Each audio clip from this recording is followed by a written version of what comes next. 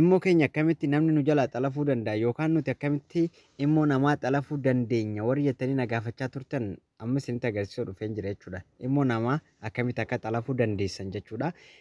Namni illeen immoo keessan akkamitti akka xalafuu danda'u rakkoo keenyaan immoo rakkoo immootiin immoo namni kan immoo xalafuu danda'u isinitti agarsiisa jechuudha. Karuma kanaan karaa barumsatti darbuun dura warri haara inni gama chaanala kana dhuftan baga nagaan dhuftan chaanala kanarratti barumsa adda addaa irra gadhiisaa jira jechuudha. Barumsa adda addaa irraa baratuudhaaf saabskiraayib naaf gochuu hin dagatina. Akkasumas yoo viidiyoon kun isinitti tole laayik gochuu hin dagatina. Laayik na jajjabeessa waan ta'eef jechuudha. Karuma kanaan karaa barumsatti dabarre jechuudha. Immoo keessa gallaa yeroo immoo keessa galle akka ittiin dhufa jechuudha.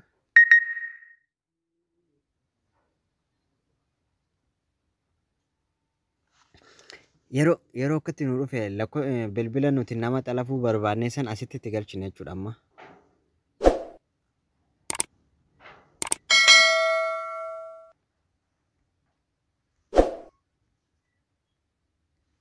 Amma bilbila nuti nama xalafuu barbaadne yeroo asitti itti galchinu jechuudha.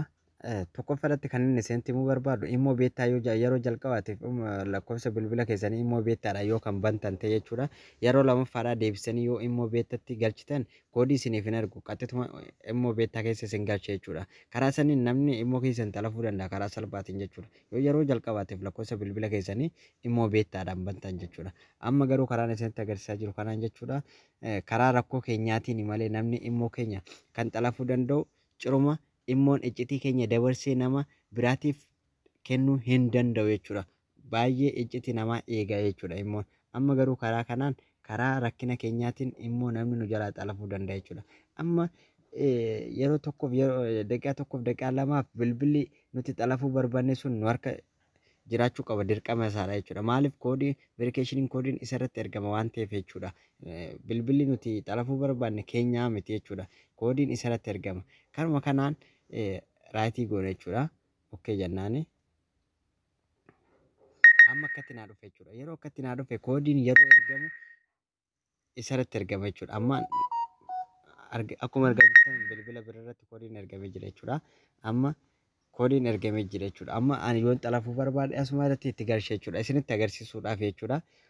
Karuma kanaan immoo namaa xalafuu dandeessan jechuudha. Rakkina keenyarraan kan ka'edha malee immoon keenya kan xalafamu ciruma namni halaara irra taa'ee fagoo irra taa'ee bilbila keenya immoo keenya xalafuu hin danda'u jechuudha. Garuu yoo walii galtee yoo qabaattan koodii immoo bilbila keetti irratti dhufe miseejii koodii kee dhufe naaf ergi yoo jedhee si gaafate yookaan jettee yoo gaafatte inni hayyama isaatiif siif erge malee halaarra teessee halaarra taa'ee immoo kee xalafuu namni kamiyyuu hin danda'u jechuudha. Immoon baay'ee tokko icciti namaa eega jechuudha. Garuu rakkina keenyarraan kan ka'e yoo bilbila keenya namatti kennine biraa deemne akkuma barbaanne bilbila keenya namni nu harkaa fudhatee yoo kanatti fayyadamu yoo ta'e jechuudha. Dabaa yoo nurratti yaade karuma kanaan immoo keenya xalafuu danda'a jechuudha. Fakkeenyaaf amma yeroo baay'ee immoo keenya kan xalafuu barbaadu yookaan namni immoo wal xalafuu barbaadu nama hiriyaa nama waliin amanne jechuudha. Kan namni waliin amanne yoo ta'edha kan wal xalafu jechuudha. Isinii galee karuma kanaan namni hiriyaa keenya yeroo baay'ee kan nu xalafu hiriyaa keenya yookaan jaalallee keenya wayim jaalallee keenya jechuudha kan nu xalafu. Karuma kanaan immoo keenya xalafamuu danda'a jechuudha. Amma koodii asitti itti galche taanaan qaxxitaa immoo keessa gala jechuudha. Mee itti galcheen isinitti agarsiisa jechuudha. Akkuma argaa jirtan qaxxitaa immoo keessa gale amma. Akkuma argaa jirtan immoo keessa galee immoo keessa galee jira jechuudha. Karuma kanaan immoo namaadha xalafuu dandeenya jechuudha. Karuma kanaan karaa salphaatiin immoo keenya namni xalafuu danda'a yookaan immoo namaa xalafuu dandeenya. Karaa kanaan yoo ta'e malee karaa biraatiin ciruma xalafuu hin danda'amu wanta shakkitan hin qabdan jechuudha. Immoo keessan karaa salphaatiin namni yoo silkii keessan isinirraa hin fudhatin yookaan bilbilli keessan isin harka hin jiraatin ciruma immoo keessan xalafuu hin danda'u jechuudha. Karuma kanaan viidiyoon kun yoo isinitti tole laayikii naaf gochuu hin dagatinaa. Galatooma.